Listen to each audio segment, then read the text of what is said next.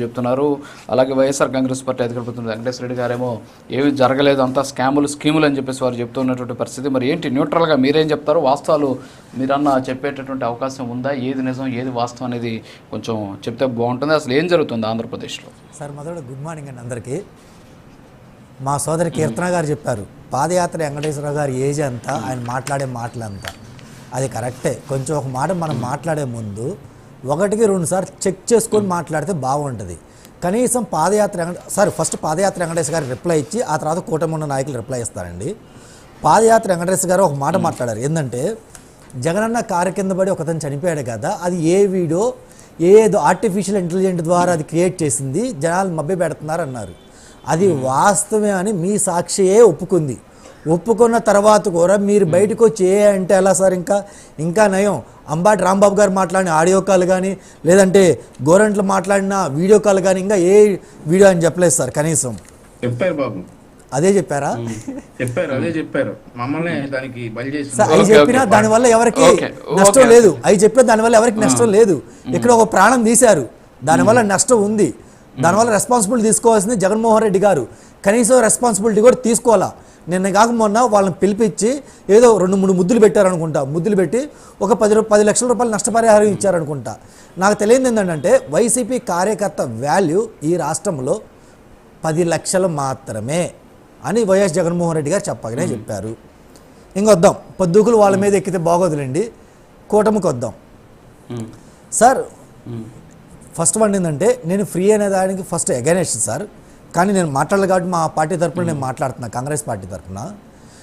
ఎవరైనా సరే వచ్చిన రోజే మొదటి వారము, మొదటి నెల, మొదటి సంవత్సరంలో మేనిఫెస్టోలో ఉన్న హామీలు మొత్తం ఇంప్లిమెంట్ చేయమంటే అది కష్టమే. ఎందుకంటే వాళ్ళకి 5 years మ్యాండేట్ ఇచ్చారు కాబట్టి చిన్న చిన్నగా ఇంప్లిమెంట్ చేసుకుంటే వెళ్ళాలి. అదైతే నేను యాక్సెప్ట్ చేస్తాను. కాకపోతే నిన్న కాక మొన్న నారా చంద్రబాబు నాయుడు గారు సూపర్ 6 గురించి ఒక మాట మాట్లాడారు. ఏమనంటే, మేము సూపర్ 6లో ఉన్న హామీలు మొత్తం ఇంప్లిమెంట్ చేశాం. ఎవరైనా సరే సూపర్ 6లో ఉన్న హామీలు ఇంప్లిమెంట్ చేయట్లేదు అంటే వాళ్ళకి నోరు మందము నేలకు మందము అని చెప్పడం జరిగింది సార్. నేను కుటుంబంలో ఉన్న మా సోదరులకి ఒక్కసారి విజ్ఞప్తి చేస్తున్నాను సార్, ఒక్కసారి చెక్ చేసుకోండి. సూపర్ 6 1.0 2.0 అని చెప్పి 2 ఇంప్లిమెంట్ చేశారు సార్. మన తెలుగుదేశం పార్టీ సోదరులకి నేను మేనిఫెస్టో పంపించడం జరిగింది. రాజుగారు మీకు ఒక మేనిఫెస్టో పంపించాను, ఒకసారి చూడండి సార్. అందులో మొదటిగా వీళ్ళు ఇంప్లిమెంట్ చేశారు, ఇంప్లిమెంట్ చేయలేదని చెప్పాల్సిన రెస్పాన్సిబిలిటీ కాంగ్రెస్ పార్టీ మీద ఉంది. ఎందుకంటున్నానంటే వైసీపీ వాళ్ళు టీడీపీ వాళ్ళు ఏం చేసినా కానీ ఏం చేయలేదంటున్నారు. సో మనం చేసిన వాటికి చేసినట్టే చెప్పాలి, చేయని వాటికి ఎందుకు చేయలేదు, ఎందుకు చేయలేకపోతున్నారు అది చెప్పాలి. చేసిన వాటిలో ఏమైనా చెడు ఉంటే చెడు కూడా చెప్పాల్సిన అవసరం ఒక పార్టీ మీద ఉంది కాబట్టి నేను అవి మాట్లాడుతున్నాను. ఎందుకంటే ఈరోజు వైసీపీ అవి మాట్లాడటంలో ఫెయిల్ అయింది. మొదటగా సార్ ఫ్రీ సిలిండర్స్ అన్నారు, 3 సిలిండర్లు అన్నారు, ఒకేసారి ఇవ్వాల, ఇన్స్టాల్మెంట్లో ఇస్తా అన్నారు.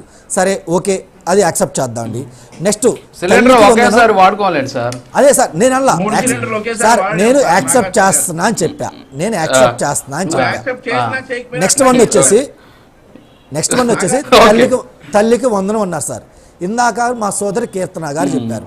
కీర్తన గారు చెప్తే ఏమన్నారంటే, తల్లికి వందనం వైఎస్ఆర్సీపీ గవర్నమెంట్లో ఎంతమందికి ఉంటే అంతమందికి లేదా ఇద్దరికే ఇస్తా అన్నారు. చివరికి ఒకరికే ఇచ్చారు. ఆ ఒకరిలో కొంతమంది ఇవ్వకుండా చాలా కోతలు పెట్టింది. ఆ కోతల్లో కూడా 4 wheelers ఏమైనా కారు కానీ ఇంకోటి కానీ ఉంటే ఇవ్వనని చెప్పారని చెప్పి మా కీర్తన గారు చెప్పడం జరిగింది. కీర్తన గారికి కానీ మా సోదరుడికి కానీ ఒక సూటి ప్రశ్న, మీరు పెట్టిన తల్లికి వందనం అఫీషియల్ వెబ్సైట్లోకి వెళ్తే దాంట్లో మీరు చెప్పింది ఏంటంటే, మేము తల్లికి వందనం ఎంతమంది ఉంటే అంతమందికి ఇస్తాం, కాకపోతే చెప్పి వీళ్ళు కొన్ని కండిషన్స్ చెప్పారు సార్. కండిషన్ ఏం చెప్పారంటే, మొదటి కండిషన్ ఫ్యామిలీ ఇన్కమ్ అంటే అమ్మ నాన్న లేదంటే తాతయ్య లేదా అమ్మమ్మ వాళ్ళు ఎవరైతే ఉంటారో వాళ్ళ మొత్తం ఇన్కమ్ నెలకి 10,000 దాటకుండా ఉండాలంట. దాటితే మటుకు తల్లికి వందనం రాదంట. సార్ ఈ రోజు నెలకి 10,000 ఇన్కమ్ ఏ మూలగా సరిపోతుంది సార్? మా సోదరుడు బండారు వంశీ గారు కట్టే ఇంటి రెంటే 20,000 25,000 ఉంది సార్. ఇంటి రెంటే 25,000 ఉంది. మరి ఆయన ఖర్చులు ఎంత ఉంటుంది? మరి కీర్తన గారి గురించి నాకు తెలియదు. కానీ అసలు ఆ కండిషన్ పెట్టే ముందు 1-2 సార్లు మరి కూటమి ప్రభుత్వం ఆలోచించిందో లేదో ఒకసారి చెక్ చేసుకోవాలి సార్. అలాగే ల్యాండ్ నిజంగా నిజంగా వాళ్ళు పెట్టినటువంటి కండిషన్ ప్రకారమే ఈ ఏడాది ఇచ్చారా లేదా అనేది కూడా క్రాస్ చెక్ చేసుకోవాలి మనం. సార్ అదే ఎందుకంటే మీరు చెప్పింది ఒక అఫీషియల్ వెబ్సైట్ లో 10,000 అన్నారు, బానే ఉంది. మనం ఏంటంటే ఒక్కసారి గ్రౌండ్ లెవెల్లోకి వెళ్ళి నిజంగా అలాంటి పరిస్థితి ఉందా అనేది కూడా చూడాలి. రాజు గారు నాకు కొంచెం సఫిషియెంట్ టైం ఇవ్వాలి మీరు వాళ్ళిద్దరికండి, ఎందుకంటే నిజ నిజాలు మాట్లాడాల్సింది ఈరోజు కాంగ్రెస్ పార్టీ మాత్రమే కాబట్టి నిజ నిజాలు మాట్లాడదాం. ఇందాక పాదయాత్ర వెంకటేష్ గారు చెప్తా ఒక పేరెంట్ కార్డు మీద ఒక ఆధార్ మీద 100-200 మందికి తల్లికి 100 ఇచ్చారని చెప్పడం జరిగింది. అవును ఇచ్చారు, కానీ అది క్రాస్ చెక్ చేసుకుంటా పోతే ఆర్ఫన్ అనాథలు ఎవరైతే ఉన్నారో వాళ్ళకి పేరెంట్స్ ఉండరు కాబట్టి ఒక అతనికి లింక్ చేసి ఒక పేరెంట్కి లింక్ చేసి ఆ డబ్బులు మొత్తం వేయడం జరిగింది. దాంట్లో తప్పేమి లేదు. అది ఇవ్వకపోతే వాళ్ళు ఈరోజు వాళ్ళ పరిస్థితి డబ్బులు రావడం ఆగిపోయింది, వాళ్ళు చదువుకోవడానికి ఇబ్బంది పడతారు. అలాంటి మాట్లాడే ముందు సమాజానికి మనం ఏం మెసేజ్ ఇస్తాం ఒకసారి చెక్ చేసుకోవాలి. పాదయాత్ర వెంకటేశ్వర గారు ఇంకోటి సార్ వీళ్ళు పెట్టిన ఇంకోటి కండిషన్ ఏంటంటే ఒక హౌస్ అంట, ఒక హౌస్ 1000 గజాల 1000 ఎస్ఎఫ్టీల కంటే మించకూడదంట సార్. ఈరోజు డబల్ బెడ్రూమే మినిమం 1200 ఎస్ఎఫ్టీలో కడుతున్నారు సార్. 1000 ఎస్ఎఫ్టీ కంటే ఈజీగా పల్లెటూరులో ఈజీగా ఇల్లు ఉంటుంది సార్. ఇంటే వీళ్ళేనని చెప్పి ప్లాన్ ఇవ్వరని వీళ్ళు చెప్పారు సార్. ఇంకోటి ఏంటంటే 4-వీలర్ ఎవరికైనా వాళ్ళకి తల్లికి 100 రాదని చెప్పి వీరు క్లారిటీగా మెన్షన్ చేశారు సార్. సార్ ఈరోజు సాధారణ ఫ్యామిలీ కూడా సెకండ్ హ్యాండ్ కారు 1,00,000-1,02 లక్షలు కనుక్కొని కుటుంబ సభ్యులు అందరు వెళ్దాం. ఎందుకంటే ఈరోజు బైక్ మీద అమ్మ నాన్నతో పాటు 2 పిల్లలు వెళ్తే ఈరోజు ఫైన్ 1000, 2000, 3000 ఫైన్లు వేస్తున్నారు. ఈ ఫైన్లు కట్టడం కంటే పెట్రోల్ ₹1 ఇదైనా పర్లేదు అని చెప్పి సెకండ్ హ్యాండ్ కారు కొనుక్కొని వెళ్తున్నారు సార్. మరి వీళ్ళు ఆ కారు 4-వీలర్ కారు ఉంటే ఇవ్వాలంటాం బదులు 4-వీలర్ కారు ఒక 20 లక్షలు, 30 లక్షలు, 40 లక్షలు వాల్యూ కంటే ఎక్సైడ్ అయితే ఇవ్వను అంటే ఇంకా బాగుండేది. ఆ కండిషన్ వీళ్ళు తీసేసి మార్చవలసిన కాంగ్రెస్ పార్టీ నుంచి నేను డిమాండ్ చేస్తున్నాను సార్. ఇంకోటి పోతే IIT Anu triple IT Anu polytechnic చదివే వాళ్ళకి తల్లికి 100 ఇవ్వనని చెప్పడం జరిగింది. అంటే ఆ కోర్సులు పనికిరావనా చదవద్దని ఎంకరేజ్ చేయడానికి వీళ్ళు ఇస్తున్నారో మాకేదో అర్థం కాలేదు సార్. సరే తల్లికి 100 ఏదో కండిషన్లు పెట్టారు. జనరల్గా ఆ కండిషన్ ఎవరు పెట్టారంటే మా వైసీపీ సోదరులు పెట్టిన కండిషన్సే వీళ్ళు క్యారీ ఫార్వర్డ్ చేశారు. దానివల్ల చాలామంది తల్లికి 100 అనేది మిస్ అయిందని నేను చెప్పడం జరుగుతుంది సార్. నెక్స్ట్ ఫ్రీ బస్ అన్నారు. ఓకే, ఫ్రీ బస్ అనేది రేపు ఆగస్టు 15 నుంచి ఇస్తా అన్నారు.